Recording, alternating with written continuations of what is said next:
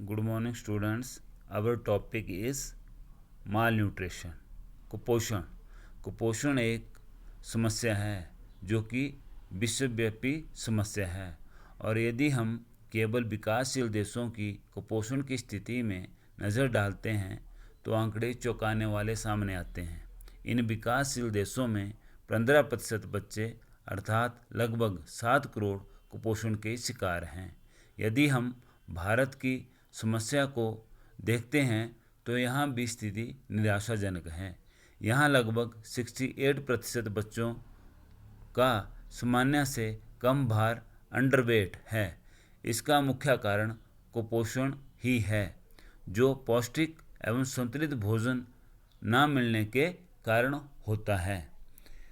Meaning of mall nutrition. कुपोषण का अर्थ साधारण शब्दों में संतुलित भोजन का अभाव ही कुपोषण कहलाता है। यानी कि संतुलित भोजन ना मिलने के कारण जो शरीर में विकृतियाँ या डिफॉर्मिटी डेवलप होती हैं वो कुपोषण कहलाती हैं।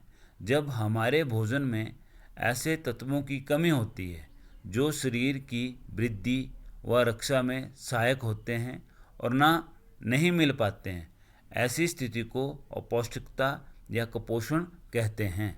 संपूर्ण रूप से संतुलित आहार तथा भोजन के अभाव में उत्पन्न शारीरिक दुर्बलता को ही कुपोषण कहा जाता है। साधारण शब्दों में संतुलित आहार या सामान्य रूप से भोजन का न मिलने के कारण जो शरीर में दुर्बलता पाई जाती है उसे कुपोषण कहा जाता है। कुपोषण के कारण काउजेज ऑफ माल न्यूट्रिशन। अज्ञानता, लैक ऑफ नॉलेज। भारतवर्ष में ज़्यादा जनसंख्या ग्रामीण क्षेत्रों में रहती है। ग्रामीण क्षेत्रों में जनसंख्या के रहने के कारण वहाँ के लोगों को पौष्टिक भोजन और संतुलित आहार के ज्ञान के बारे में कम नॉलेज होती है, जिसकी वजह से वहाँ के बच्चों को पौष्टिक या संतुलित आहार नहीं मिल पाता है, जिसके कारण बच्चे कुपोषण के शिकार होते हैं। पॉवर्टी, निर्धनता, यह किसी भी देश के लिए एक अभिशाप है, जिसके कारण बच्चों को भरपेट अनाज नहीं मिल पाता है, भोजन नहीं मिल पाता है। ऐसी स्थिति में भी बच्चे कुपोषण के शिकार हो जाते हैं। मिलावटी खाद्य पदार्थ। ऐसे व्यापारी या खाद्य विक्रेता जो केवल अपने व्यक्तिगत स्वार्थ के लिए, लाभ के लिए खाद्य पदार्थों में मिलावट करते हैं, उसके कारण कई लोग कुपोषण के शिकार हो जाते हैं। खाद्य पदार्थों में जब मिलावट की जाती है तो उसके कारण उसका प्रभाव व्यक्ति के शरीर में या मानव जगत के शरीर में पड़ता है, जिसके कारण कई बीमारियां उत्पन्न हो जाती हैं और बच्चे और मानव कुपोषण के शिकार होते हैं। धार्मिक प्रवृत्ति, रिलीजियस प्रोपेंसिटी। हमारे देश में धार्मिक प्रवृत्ति भी एक अभिशाप प्रवृत्ति में विश्वास के कारण भी कुपोषण बढ़ रहा है। जैसे हिंदू धर्म में भोजन में मांस, मछली, अंडे का निषेध है, नहीं खाते हैं।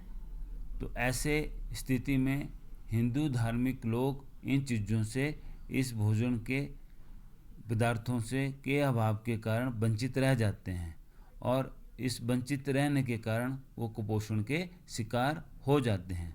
Lack of sufficient and proper food. प्रत्येक व्यक्ति की भोजन की आवश्यकता उसकी आयु, लिंग व व्यवसाय के अनुसार भिन्न भिन्न होती है। जब कोई व्यक्ति अपने व्यवसाय, लिंग या आयु के अनुसार लंबी अवधि तक संतुलित भोजन नहीं लेता है तो उसके स्वास्थ्य पर प्रतिकूल प्रभाव पड़ता है। जीरो फिगर और स्लिम एंड ट्रिम। आज युवक व युवतियां अपने को पतला दिखाने या जीरो फिगर बनाने का पागलपन उन्हें कुपोषण का शिकार बना रहा है। भोजन संबंधी रुचि या अभिरुचि, फूड फैड। कई बार ऐसा होता है कि कोई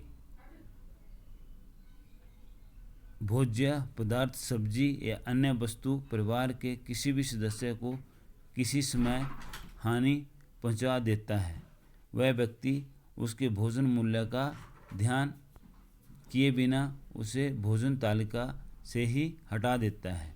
इसी प्रकार किसी विशेष भोज्य पदार्थ में विशेष रुचि हो जाती है। भोजन के पोषक तत्वों को ध्यान में रखे बिना यदि बार बार ऐसा किया जाए तब भी व्यक्ति कुपोषण का शिकार हो जाता है। ओवर वर्कलोड, अधिक कार्यभार भी कुपोषण का कारण होता है। साधारणतः अधिक व कठिन कार्य करने वाले व्यक्ति को अधिक कैलोरी की आवश्यकता पड़ती है, लेकिन प्रायः यह देखा गया है कि किसान, मजदूर लोग जो काफ़ी मेहनत का कार्य करते हैं वो सामान्य भोजन ही लेते हैं, जिसके कारण उनके शरीर में शारीरिक रूप से कमी आ जाती है और वो कुपोषण के शिकार होते हैं। माँ बनने व दूध पिलाने वाली स्त्री के उचित आहार में कमी। जो स्त्री माँ बनने वाली होती है या बच्चे को अपना दूध पिलाती है, अगर उसे उचित समय पर संतुलित भोजन नहीं मिलता है या संतुलित भोजन का अभाव रहता है तो वो भी और साथ में वो बच्चा भी कुपोषण का शिकार हो जाता है।